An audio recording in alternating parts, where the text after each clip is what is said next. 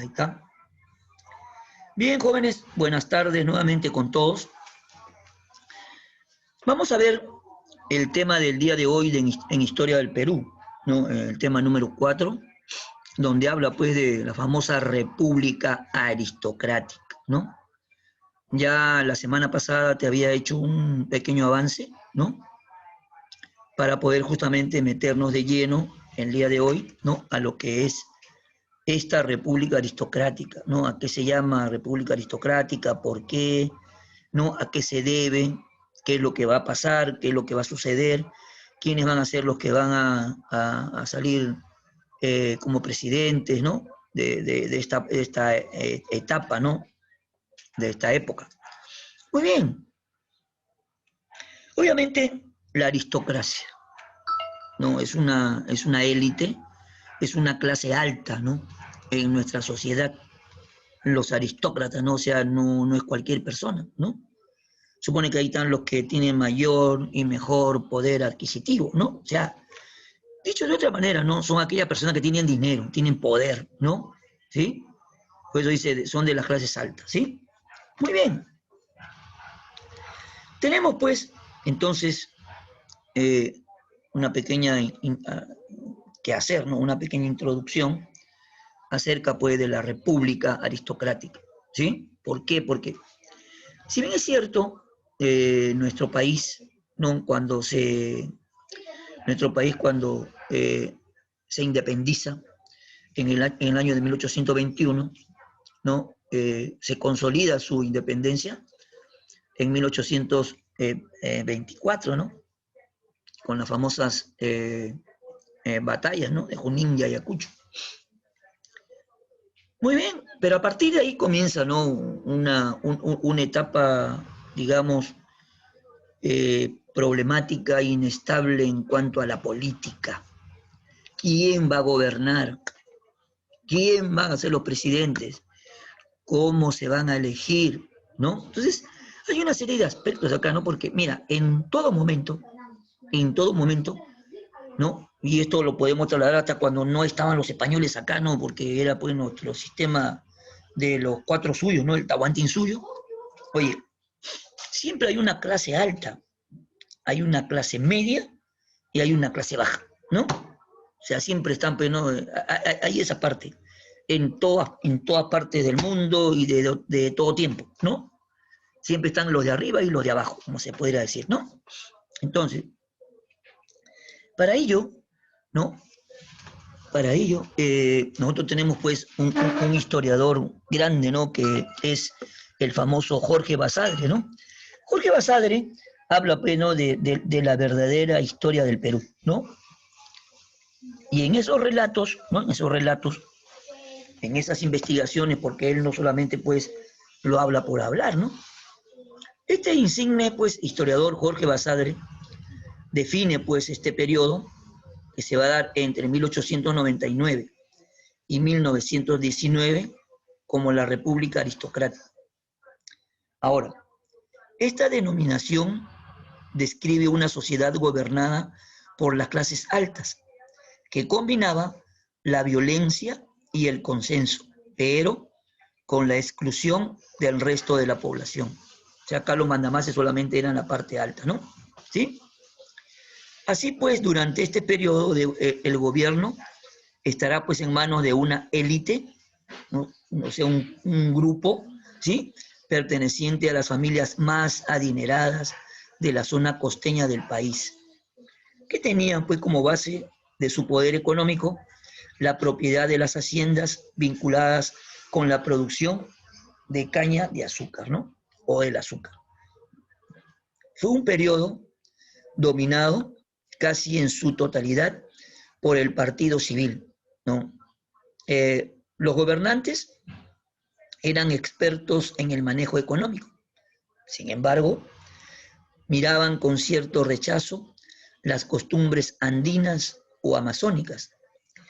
La cultura andina fue despreciada por los altos círculos limeños en el momento en que se fomentaban las artes y la cultura, pero llegadas pues de Francia o Inglaterra, ¿no? Un ratito.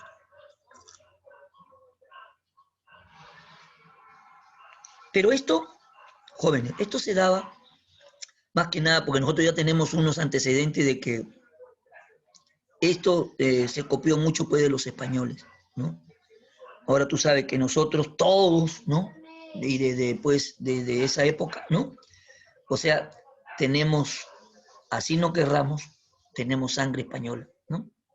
Esa sangre pues llena de ambición, ¿no? De egoísmo, de odio, de maltrato y de todo lo demás, de déspotas. O sea,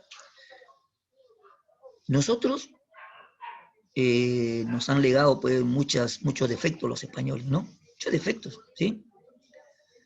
Por eso que este es uno, pues, ¿no? El poder, la ambición, ¿no? Ahora, por eso pues que había un antecedente grande, ¿no? ¿Sí? Sobre todo porque habían dejado pues que los más pudientes, ¿no? Los más adinerados, obviamente, pues agarren el poder, ¿no? En el aspecto social, los sectores sociales durante la República Aristocrática fueron los siguientes, ¿no? A, la oligarquía, ¿no? La oligarquía, que era pues la clase alta, ¿no? Se reconocía por su linaje, es decir, la pertenencia a una misma familia, más que la posesión de bienes materiales. Ejercían profesiones que aseguraban la cantidad de sus privilegios, viajes a Europa, sofisticación en el vestir y el cumplimiento de reglas de ética en su conducta. Formaron un círculo cerrado, pues era élite, ¿no? Muy cerrado, que se repartía los altos cargos políticos. Así pues, monopolizaron el Estado para su propio beneficio. Eran los dueños de las grandes haciendas y empresas del Perú y se encontraban pues unidas a través del Partido Civil, ¿no? Ahí en esa fotito que se muestra, ahí están los llamados varones del azúcar, ¿no? Predominaron en la clase política de la República Aristocrática, ¿no? Ahí está la caña de azúcar. Y obviamente pues venía del norte, ¿no? Todo el norte, desde Chiclayo, La Libertad, ¿no? Paramonga, etcétera. ¿Mm? Después de la oligarquía, que era la clase alta, venía la clase media, ¿no?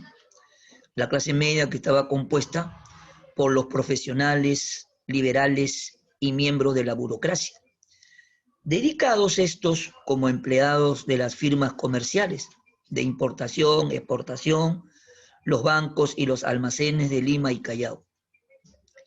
Su débil situación laboral lo llevaría a participar junto con los sectores populares, planteando demandas para mejorar sus condiciones de trabajo, ya que pues eran explotados, ¿no? Por los, ¿no? Por los oligarcas, ¿no? Ahí está, explotado por los oligarcas, la clase media. Y por último tenemos pues la clases o los sectores populares, ¿no? Estaba formada por campesinos, artesanos, pequeños comerciantes, vendedores callejeros, obreros de todo tipo. La mayoría de obreros vivían en las zonas urbanas, sobre todo en Lima. El proceso de industrialización también permitió la formalización, ¿no? O la formación de un grupo compuesto por los obreros de fábricas que se le llamó el proletariado, ¿no? Obreros de las diferentes fábricas se le llamó el proletariado. En el interior del país estaban los campesinos, o sea, los indígenas, ¿no? Quienes eran víctimas de explotación y usurpación de tierras. Ello debido pues a la autonomía que gozaban los hacendados y gamonales, aliados de los grupos de poder, ¿no? En el aspecto económico, ya hemos visto el aspecto social, ¿no? Donde habían las tres clases sociales. Ahora, en el aspecto económico, perdón,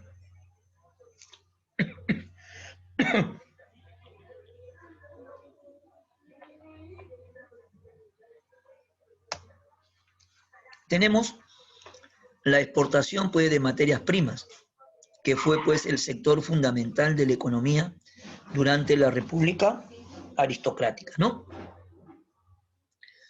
Por esta razón, los gobernantes alentaban la explotación de recursos naturales, en cuanto pues a lo que era la caña de azúcar, el algodón y los minerales, ¿no?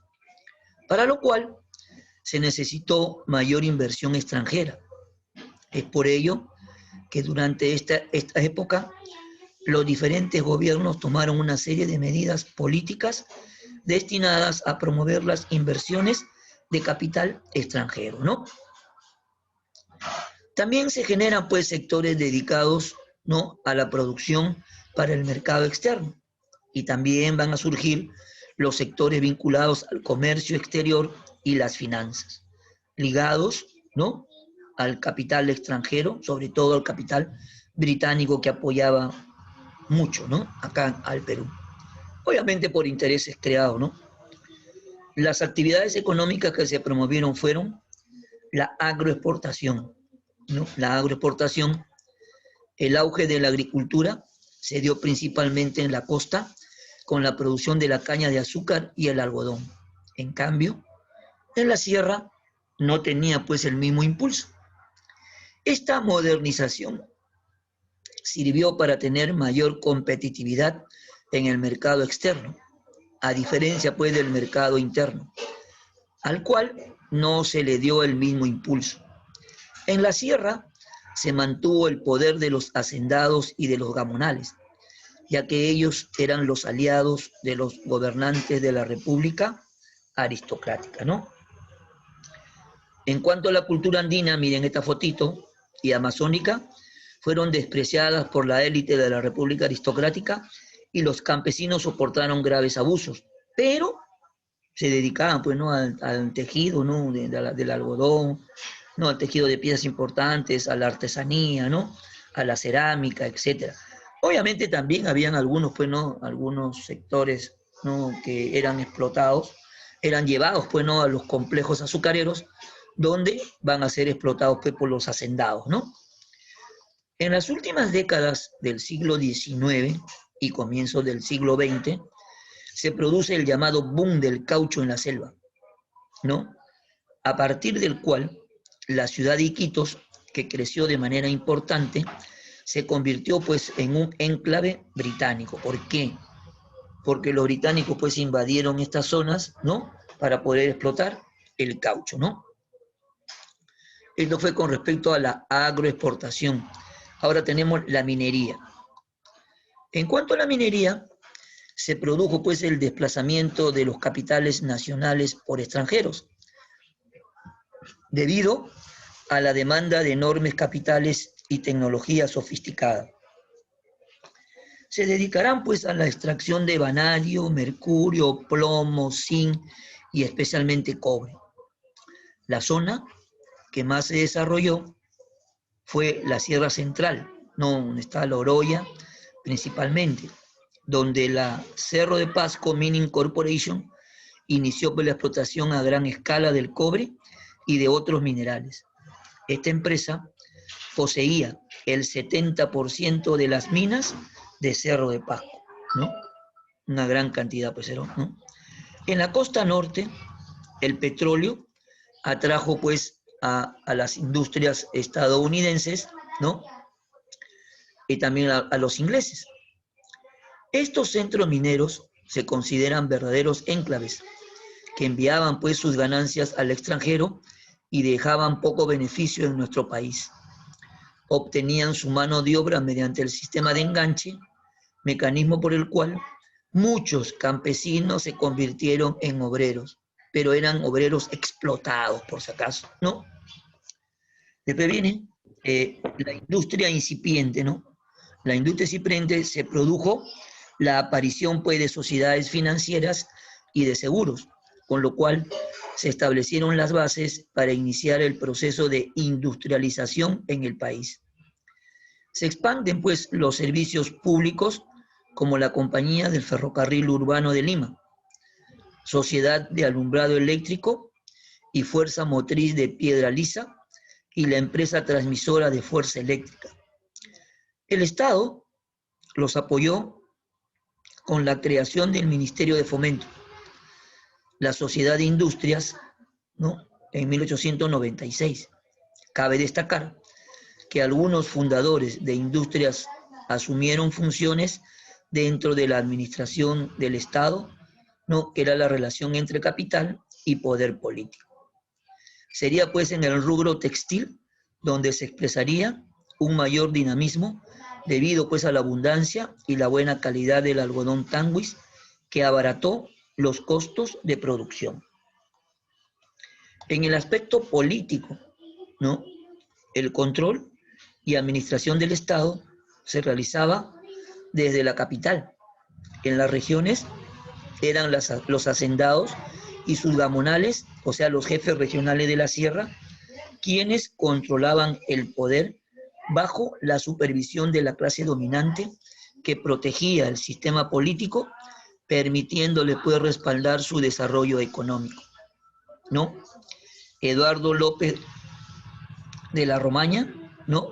Que era un tipo independiente, Manuel Cándamo, Partido Civil, José Pardo y Barrera, Partido Civil, Augusto B. Leguía, Partido Civil, Guillermo Billingur, independiente, que fue derrocado por un golpe de Estado cívico-militar, el coronel Óscar R. Benavides, entre 1914 y 1915, ¿no? Que era el coronel militar, ¿no? José Pardo y Barrera, entre 1915 y 1919, que era el Partido Civil, ¿no?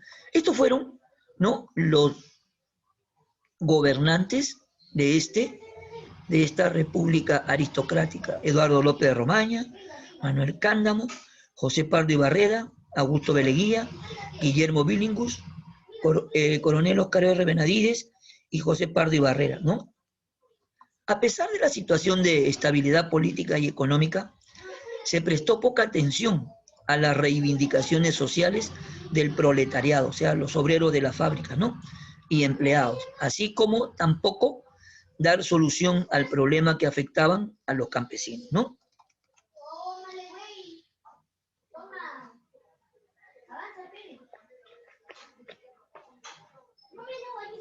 El Perú, entre 1899 y 1908. Aquí, ¿no? Eduardo López Romaña va a gobernar, ¿no? Entre 1899 y 1903. El 8 de septiembre de 1899 asumió la presidencia el ingeniero Eduardo López de la Romaña. Había sido elegido por los civilistas con apoyo de los demócratas, es decir, la coalición nacional, pero desde el primer momento de su gobierno se inclinó notoriamente hacia el Partido Civil y poco a poco, ¿no? Se fue produciendo el rompimiento entre demócratas y civilistas, pasando pues los primeros a la oposición. De esta manera, su gobierno se caracterizó por las constantes disputas entre el presidente y el Congreso. Este último se encontraba dividido por la Cámara de Diputados, presidida por Carlos de Piérola, que era un demócrata, y la Cámara de Senadores, presidida por Manuel Cándamo, ¿no? Que era civilista. ¿Qué obras y hechos tuvo pues Eduardo López de la Romaña? En el año 1899 estableció un nuevo contrato con una nueva compañía y así surge pues la Sociedad Nacional de Recaudación de Impuestos. Después crea la Compañía Salinera del Perú para administrar el estanco de la sal, con el propósito de preparar buenos ingenieros agrónomos para el mejor desarrollo de las haciendas. Se trajeron expertos belgas y se fundó la Escuela Nacional de Agricultura y Veterinaria.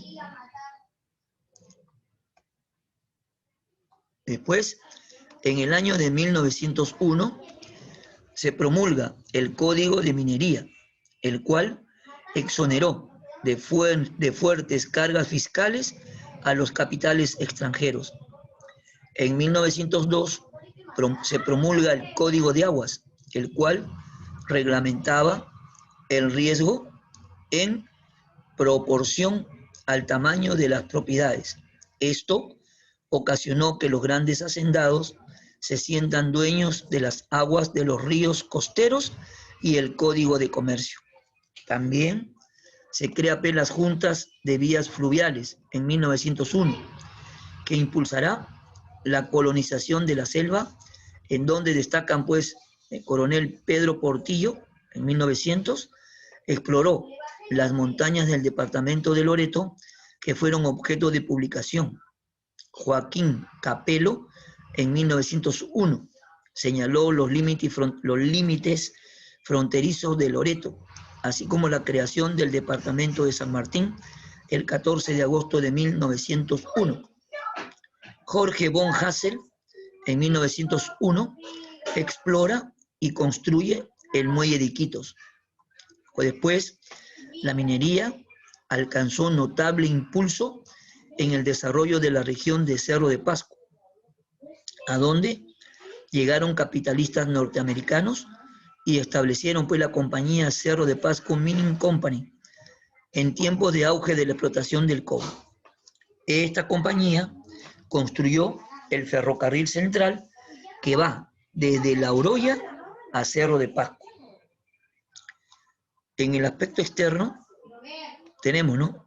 Un ratito que voy a poner mi carga.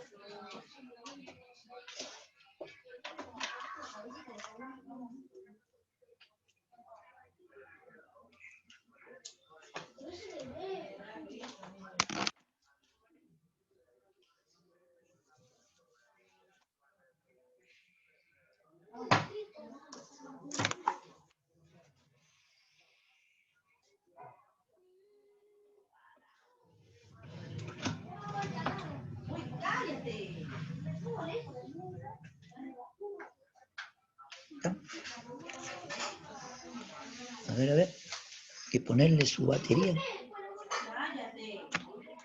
Ya. Ahí está. Ya está, ¿no? Entonces, ¿no?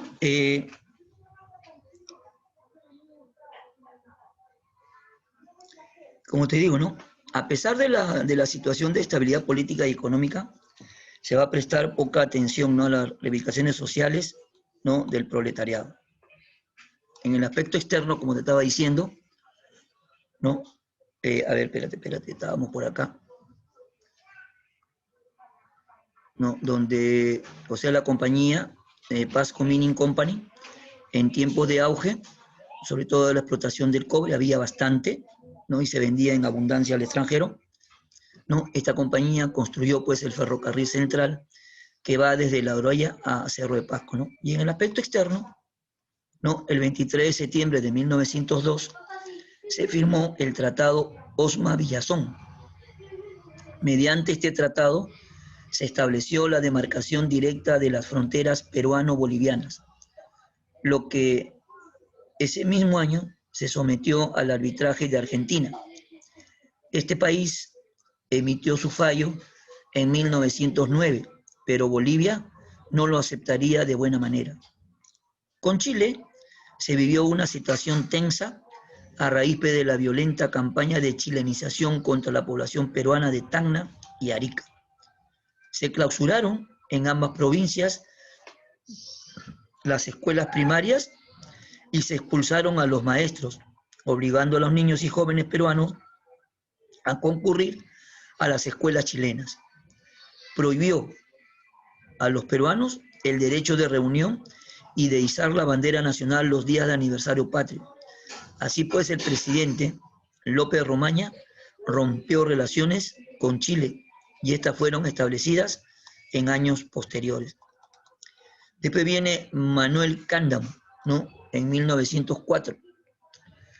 En la campaña eleccionaria de 1903, el Partido Civil, ¿no?, unido con el constitucionalista, lanzó la candidatura del jefe del civilismo, don Manuel Cándamo. Lo acompañó en la primera vicepresidencia Lino Alarco y en la segunda vicepresidencia Serapio Calderón. Cándamo no tuvo opositor debido a que el Partido Demócrata se abstuvo de participar, ¿no?, ya que en el gobierno a los pocos días falleció su primer vicepresidente sin haber jurado al cargo. Dentro de su primer gabinete ministerial aparecen los nombres de José Pardo y Barreda en Relaciones Exteriores y el de Augusto Bernardino Leguía en Hacienda. Afectado, Cándamo, por una seria dolencia y por recomendación médica, se embarcó rumbo a Arequipa, dejando el mando a Serapio Calderón. La dolencia de Cándamo se agravó y falleció el 7 de mayo de 1904 de un paro cardíaco. Calderón convocó inmediatamente a elecciones, ¿no? ¿Cuáles fueron las obras y hechos durante este periodo? Huelga del gremio de jornaleros del Callao para solicitar un aumento, ¿no? Patito. Para solicitar, ¿no? Un aumento. Caramba.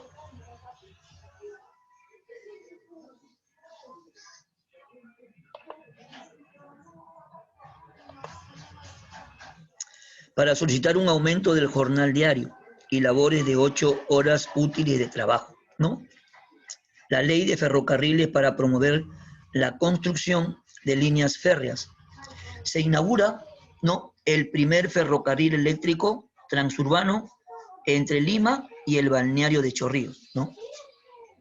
Ahora, después viene José Pardo y Barreda, entre 1904 y 1908, su primer gobierno. La Unión de Civilistas y Constitucionalistas apoyó la candidatura de José Pardo y Barreda, hijo del fundador del civilismo Manuel Pardo. Los demócratas protestaron contra la Junta Electoral Nacional y Pierola optó por retirarse de los comicios. En el aspecto educativo y cultural, Pardo y Barreda dedicó gran esfuerzo en desarrollar la educación en el país. Su visión estuvo dirigida a cambiar el nivel cultural del ciudadano. Para ello, se ocupó de construir escuelas, preparar maestros y educar a los adultos en las escuelas nocturnas. La educación primaria fue declarada gratuita, obligatoria y administrada por el gobierno central. O sea, eran administradas, ¿no?, antes por las municipalidades.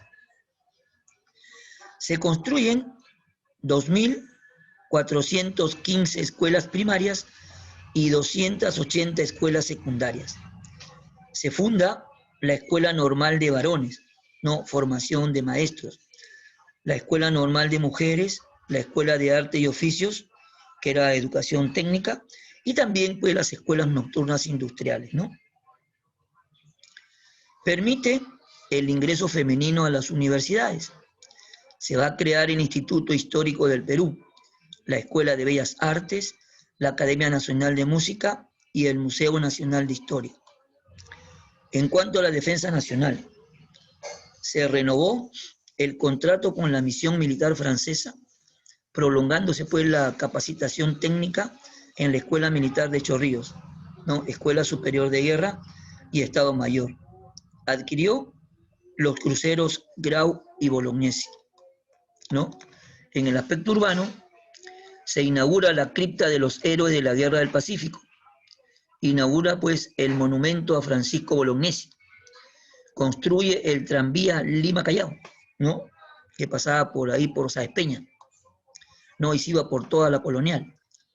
En el aspecto laboral, ¿no?, proyecto Manzanilla, elaboración de un proyecto sobre legislación del trabajo, pues hasta entonces la jornada diaria no tenía límite legal. Surge la Federación de Obreros Panaderos, llamados Estrella del Perú. Manuel González Prada inicia su discurso antisindicalista en su libro Horas de Lucha en el año de 1905.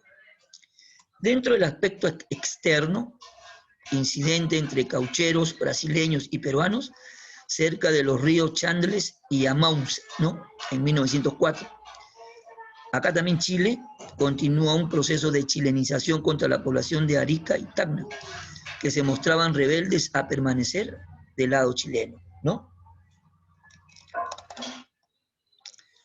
Bien, ¿alguna pregunta, jóvenes? ¿Alguna pregunta, alguna duda? ¿Ah? Ay, chicos, a ver. A ver.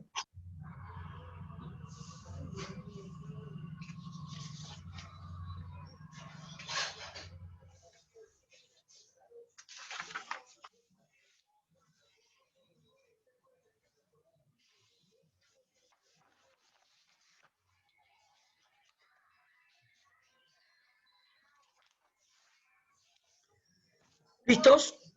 Ahí, a ver, para desarrollar las preguntitas. Tú lo hace todo. ¿Ya lo hiciste ya?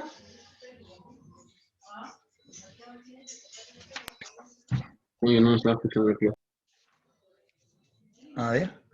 Dice, la primera, fue una clase social numéricamente reducida, compuesta por un conjunto de familias cuyo poder reposaba en la propiedad de la tierra, la propiedad mineras, el gran comercio de importación, exportación y la banca. Nos referimos al... La clase media. ¡No! Propietario. Floreado. ¿Cuál sería acá? Clase dominante, dice. Compuesta por conjunto de Diciendo la familias. B, La oligarquía costeña. Claro, pues, la oligarquía costeña. Esa es la respuesta.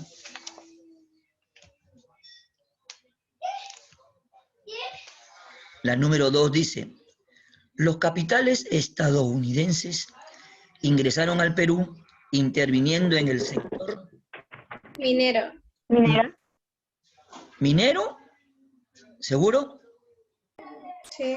Ah, ya, minero entonces. por el cobre, ¿no?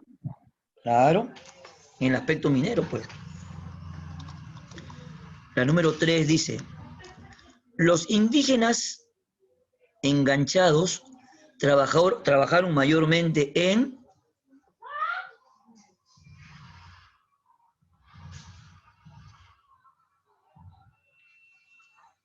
¿Dónde trabajaron? Los ¿Dónde trabajaron estos angelitos? centros mineros. No. Mira bien, mira bien. Hay que leer bien ahí. Ahí hay una parte, ¿no? Que habla a dónde los metían y los enganchaban. ¿Te acuerdas? En las diferentes fábricas, pues, de Lima, ¿no? En las diferentes fábricas de Lima, ahí pues, los enganchaban mayormente a los indígenas, ¿no? ¿Sí? Pon ahí.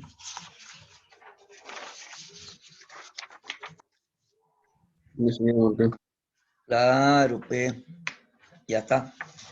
La número 4 dice, durante las 2 primeras décadas del siglo XX, el civilismo instaura el llamado periodo de la República Aristocrática, caracterizado por... Exclusión social y política de la mayoría de la población. A ver, espera. No. Exclusión social y política. Sí, pues. Claro. Ajá. La exclusión social y política de la mayoría, claro. Porque, oye, los más necesitados, los más explotados, pues eran justamente la mayoría, ¿no? Número 5. La economía a inicios del siglo XX se caracterizó por... El desarrollo de las exportaciones de materias primas. Claro, el desarrollo de las exportaciones de la materia prima, muy bien.